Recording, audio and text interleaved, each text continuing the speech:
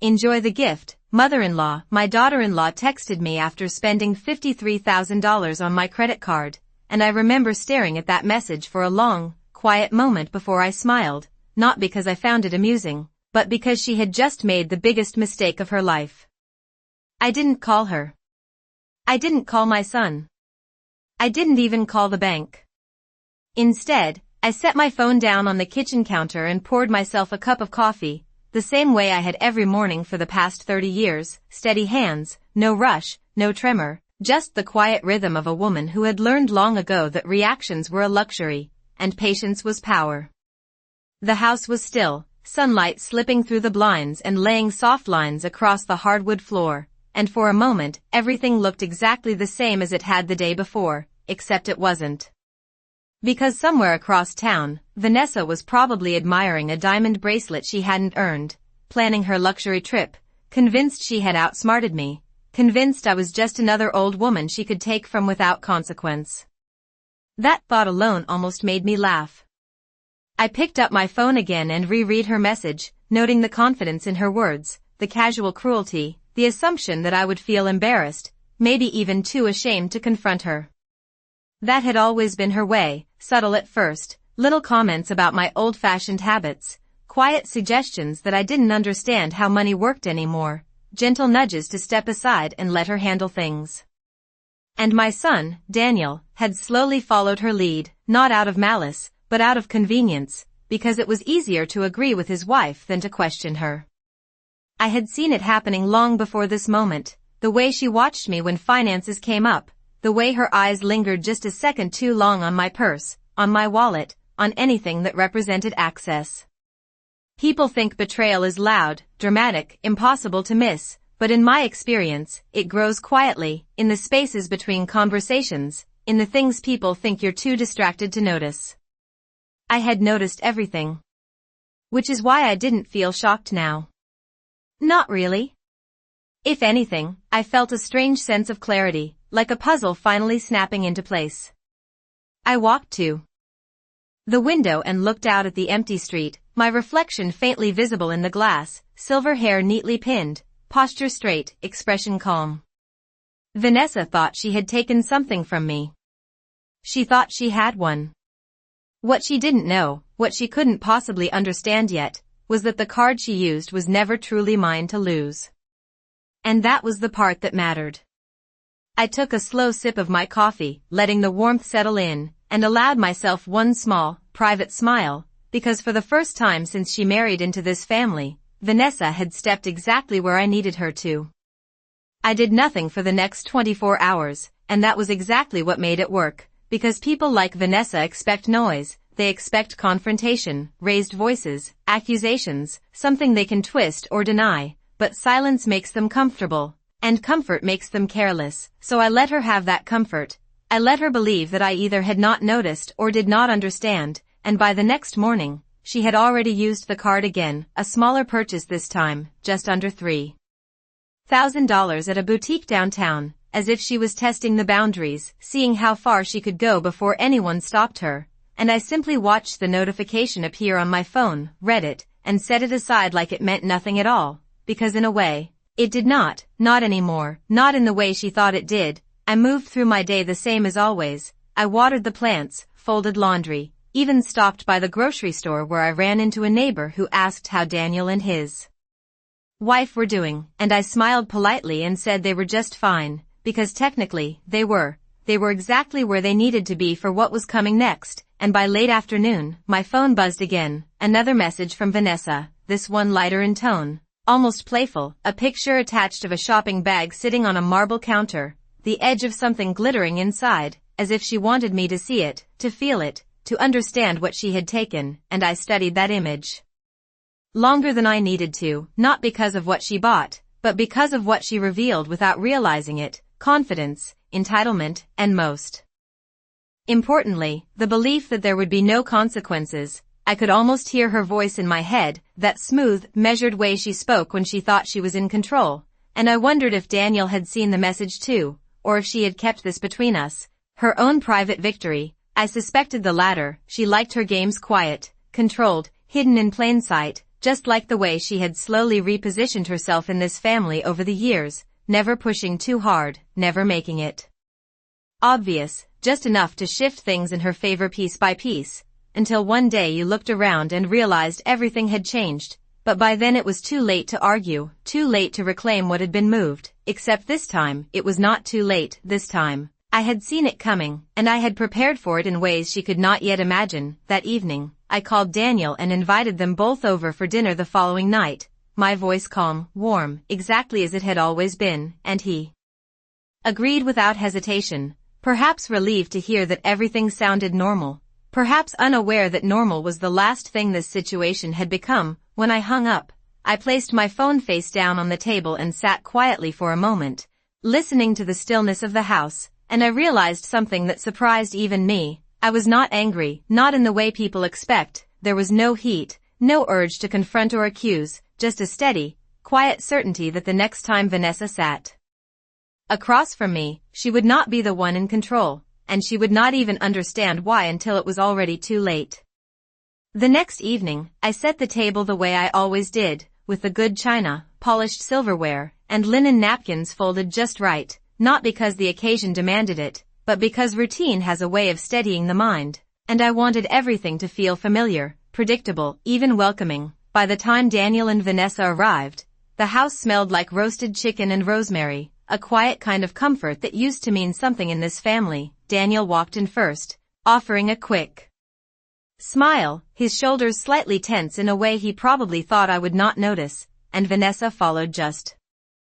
behind him, composed as ever, her posture perfect, her expression soft, but her eyes were already scanning the room, measuring, calculating, and then I saw it, the bracelet, delicate and brilliant against her wrist, catching the light with every small movement she made. She had not just kept what she bought, she had chosen to wear it here, to my house, to my table, and that told me everything I needed to know. I greeted them both warmly, my voice steady, my smile easy, and if either of them expected something different, they did not show it. We sat down, exchanged the usual pleasantries, talked about traffic, work, the weather, all the small things people use to fill silence when there is something much larger sitting just beneath the surface. And Vanessa played her role beautifully, complimenting the meal, asking polite questions, even laughing lightly at one of Daniel's stories, as if nothing at all had changed, as if she had not crossed a line that most people would never dare approach. And I watched her, not with anger, not even with disappointment, but with a kind of quiet interest, the way you observe someone who does not yet realize the situation they are in. At one point, she lifted her glass, and the bracelet shifted again, a subtle flash of light, almost like a signal, and I followed it with my eyes just long enough for her to notice, and when she did, she smiled, a small, knowing smile, the kind that was meant to provoke, to test, to see if I would react, but I did not. I simply took a sip of my water and continued the conversation as if nothing had happened, and that was when I saw the first crack, not in her composure, but in her certainty. It was brief, just a flicker, but it was there. Because people like Vanessa rely on reaction, they need it to confirm their control, and without it, they begin to question, even if only for a moment. Dinner continued, calm, uneventful on the surface, but beneath it, something had shifted. The balance she thought she held so easily was no longer steady, and she could feel it, even if she could not yet explain why. And as I cleared the plates and returned to the table, I placed a small stack of printed papers beside my seat. Not drawing attention to them, not mentioning them, just letting them sit there quietly, waiting, because some truths do not need to be announced, they only need to be revealed at exactly the right moment. Vanessa was the one who broke the silence first, her voice light, almost amused, as she leaned back slightly in her chair and said that it was such a lovely dinner and that we should do this more often, and I nodded as if I agreed, folding my napkin carefully and placing it beside my plate, taking my time with the motion because timing, I had learned, was everything. Daniel glanced between us, perhaps sensing something he could not quite name, but he said nothing. He rarely did when things became complicated, and that, more than anything, was why Vanessa had been able to shape this family the way she had. She understood silence, she knew how to use it, but tonight, that understanding would not serve her the way she expected. I reached for the stack of papers beside me and lifted the top sheet with a calm, deliberate movement, still not speaking, not yet, and I saw her eyes shift, just slightly, drawn to the motion, curiosity mixed with something else, something quieter, less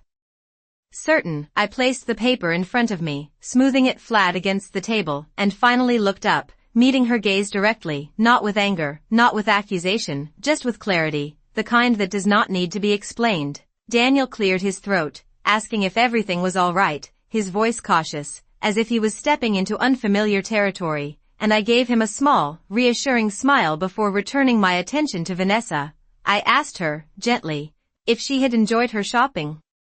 And for a brief second, she hesitated, just long enough for the truth to pass between us unspoken, but then she recovered, her smile returning, sharper now, more deliberate. She said that she did not know what I meant, that she had not done any shopping recently, and there it was, not just the act, but the denial, the confidence that she could rewrite reality if she said it calmly enough. I nodded slowly, as if considering her words, then turned the paper toward her, not pushing it across the table, just rotating it so it faced her direction, and let it sit there. The printed transactions clear, precise, each line marked with time, location, and amount, the numbers impossible to ignore, $53,000, followed by smaller charges, each one a step deeper into something she did not yet understand. Daniel leaned forward, his expression tightening as he read, asking what this was, asking why these charges were on my account, and I let the question hang for a moment before answering, not loudly, not dramatically, just plainly. I told him that someone had used the card without permission, and that the transactions had been flagged, and I watched Vanessa closely then, not for panic, because she was too controlled for that, but for calculation, for the shift that happens when someone realizes the ground beneath them is not as stable as they believed. She looked at the paper, then at me, her expression unreadable, but the bracelet on her wrist caught the light again, and this time, it did not look like a symbol of victory, it looked like evidence, and still, I did not raise my voice, I did not accuse her directly, because I did not need to. The truth was already sitting there between us, quiet, undeniable, and waiting for her to decide how far she was willing to go to pretend it was not real. Daniel was the first to react, his voice rising just enough to break the careful stillness that had settled over the table, asking how something like this could happen, asking why the bank had not stopped it, his questions coming faster now, layered with confusion more than anger, because confusion is easier to hold on to when the truth is standing right in front of you. And Vanessa remained very still beside him, her fingers lightly touching the edge of her glass, her posture unchanged, but I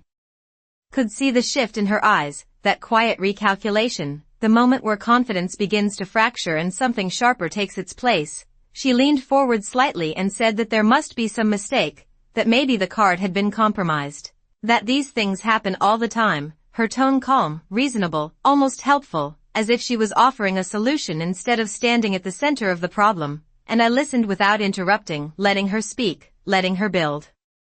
her version of events, because every word she added only revealed more than she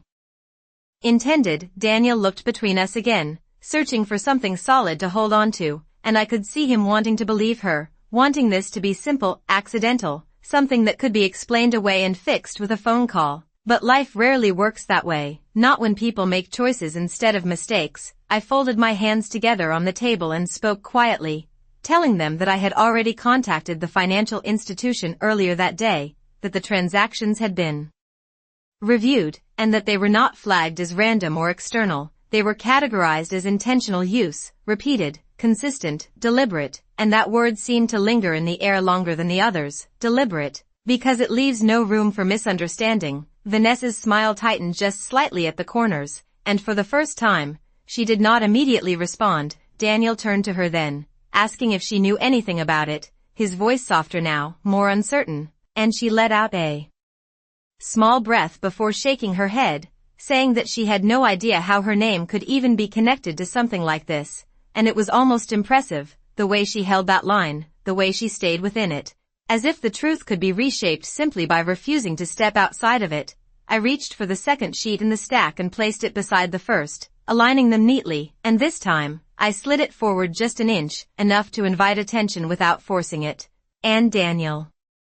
leaned in closer, reading the details more carefully, the timestamps, the locations, the confirmations, each one painting a clearer picture than any accusation ever could, and I said, in the same calm tone, that the account had been monitored for some time, that certain patterns had been anticipated, and that safeguards had been put in place well before any of this occurred, and that was when Vanessa finally looked at me directly, really looked this time, not with politeness or performance, but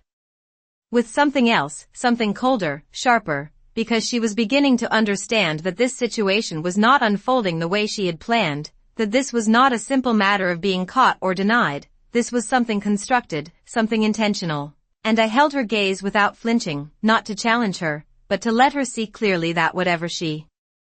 thought she had taken, whatever she believed she controlled, was never truly hers to begin with, and the realization of that had only just started to settle in.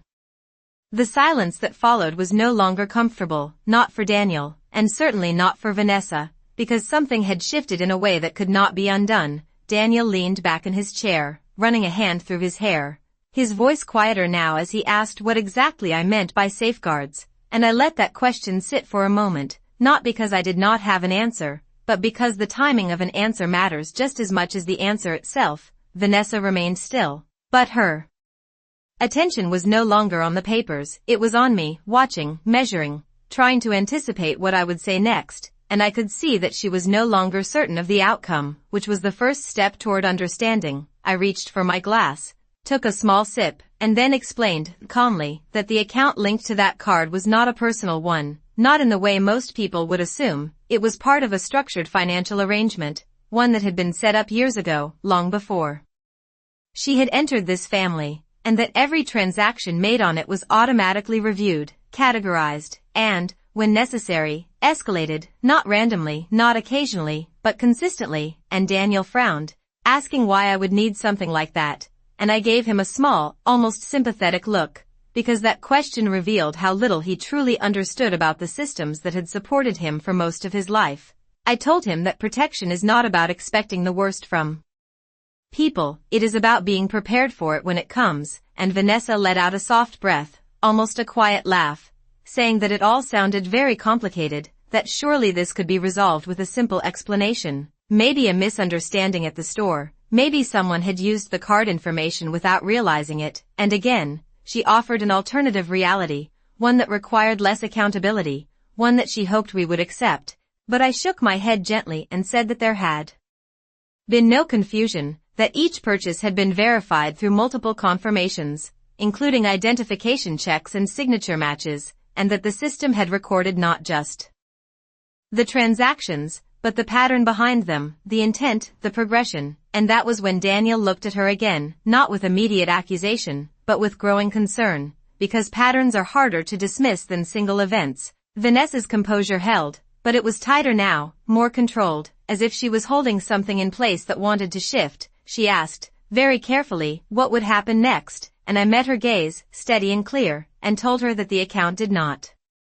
treat this as a simple billing issue. It treated it as unauthorized use with established intent, and that once that threshold was reached, the matter was no longer handled internally. It moved into a different category entirely, one that involved formal review, documentation, and consequences that could not simply be explained away over dinner. And the room felt smaller then, not physically, but in the way tension closes in around people when they begin to understand the weight of what they are facing. And I did not raise my voice, I did not need to, because everything that needed to be said was already unfolding in front of them, piece by piece. And for the first time since she had walked into this house, Vanessa was no longer in control of the narrative. She was inside it, and she could not step out. Daniel's voice came next, sharper than before, not loud, but edged with something that had not been there earlier, something closer to urgency. He asked what that meant, what kind of consequences I was talking about, and for the first time, he was no longer asking as a son trying to keep the peace, he was asking as someone who realized the situation might not be contained. Vanessa turned toward him quickly, her hand resting lightly on his arm, a subtle gesture meant to steady him, or perhaps to steady herself, and she said that this was getting blown out of proportion, that there had to be a way to resolve it privately, that no one needed to escalate anything, her tone still controlled, but there was a tightness beneath it now, something strained, something less certain than before, and I watched that shift with quiet attention, because this was the moment where the illusion begins to break, not all at once, but in small, undeniable fractures. I explained, carefully, that the process had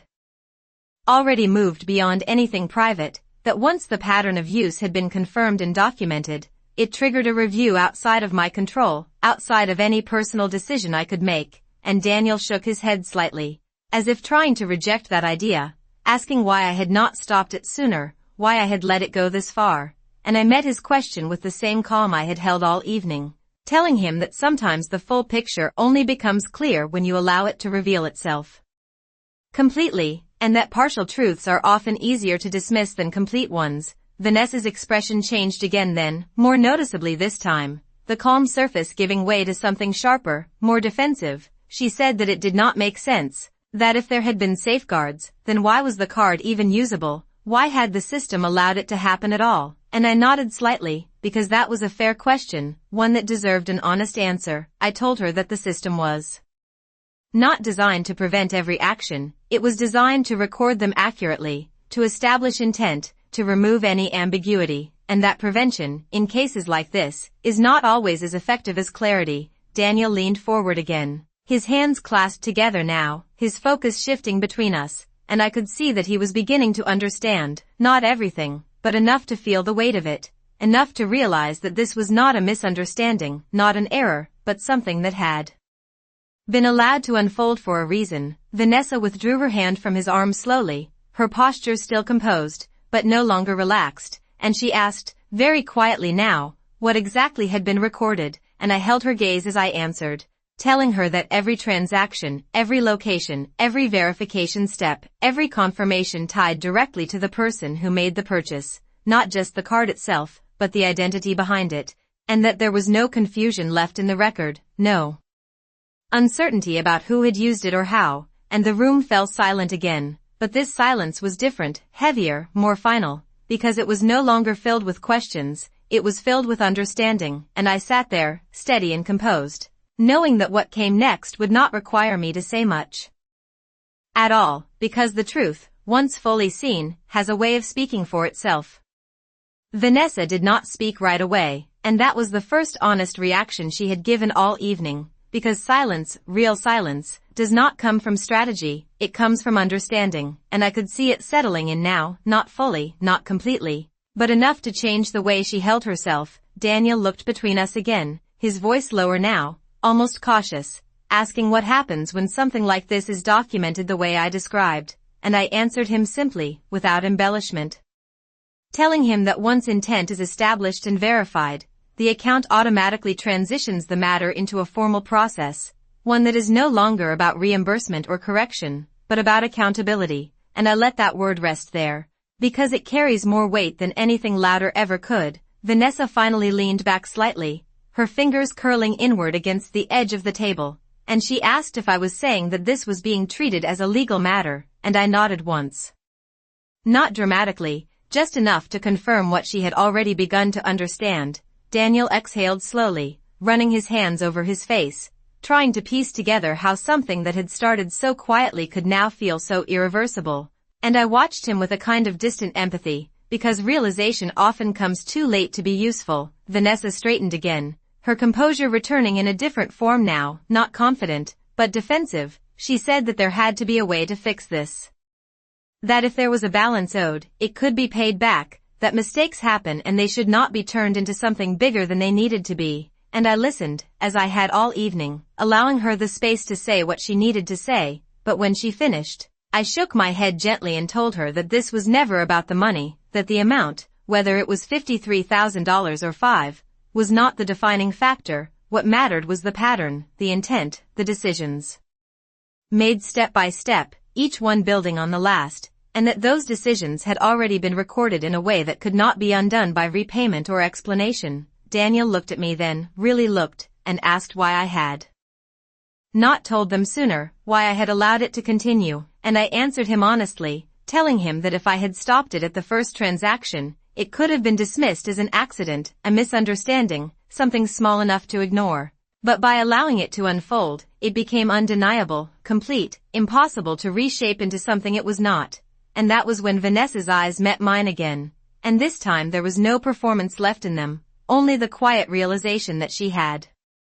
stepped into something far more structured than she had anticipated, something that had been waiting, not for her specifically, but for anyone willing to cross a line they believed no one was watching. And I held that gaze for a moment before speaking one final clarification, the one detail she had not yet fully grasped. I told her that the card she used was not issued under my personal name, that it belonged to a controlled account tied to a larger financial structure, one that required full identity verification for every transaction, and that every purchase she had made had not just been linked to the card, but to her, directly and permanently. And the silence that followed was absolute, because in that moment, the last piece fell into place, and there was nothing left for her to question, nothing left for her to reinterpret, only the reality of what she had done and the certainty that it could no longer be undone. No one moved for several seconds, and in that stillness, everything that needed to be understood had already been understood. Daniel stared down at the papers again, but this time he was not reading them, he was avoiding looking anywhere else, avoiding looking at her, avoiding looking at me, because both directions required him to accept something he was not ready to accept. Vanessa sat very still, her back straight, her hands resting lightly on the table, but the control she had held on to all evening was no longer steady, it had shifted into something quieter, something more contained, and I could see that she was no longer searching for an explanation, she was calculating outcomes, weighing what could still be said, what could still be undone, and what could not. She finally spoke, her voice measured but softer than before, asking if there was any way to stop what had already been set in motion, and I answered her the same way I had answered everything else, calmly, without emotion, telling her that once a process like this begins, it does not pause for negotiation, it follows its course, and that course had already been determined by the actions that led to it. Daniel looked up then, his expression tight, asking if I was really willing to let this go that far, as if I still held the power to change it, as if this was still a matter of choice, and I met his gaze with a quiet steadiness and told him that this was never about willingness, it was about consequence, and that the moment those transactions were made, the outcome was already set in motion, whether any of us acknowledged it or not. Vanessa's eyes flickered then, not with anger, but with something closer to realization, the kind that comes too late to be useful. She removed her hand from the table slowly, glancing down at the bracelet on her wrist, and for the first time, she did not seem proud of it. It no longer looked like something she had taken, it looked like something that would follow her, something that could not simply be returned or forgotten, and she let out a small breath before saying that she had not thought it would matter, that it was just a card, just money, and I listened to that, not with judgment, but with a kind of distant clarity, because that was the truth at the center of all of this, not the amount, not the items, but the belief that it would not matter, that nothing would happen, that no one would see. I stood up then, slowly, not in anger, not in dismissal, just in completion. The conversation had reached the point where nothing more needed to be said. I gathered the papers, aligning them neatly as I had before, and placed them back beside me. Daniel remained seated, silent now, the weight of everything settling in around him, and Vanessa did not move, her posture still composed, but no longer confident. And I looked at them both for a brief moment, not to accuse, not to condemn, but simply to acknowledge that what had been done was now fully visible, fully understood, and beyond either of us to change. I turned and walked toward the kitchen, the quiet sound of my steps the only movement left in the room, and I did not look back, because I did not need to. The truth was already there, sitting between them, and it would not leave when I did.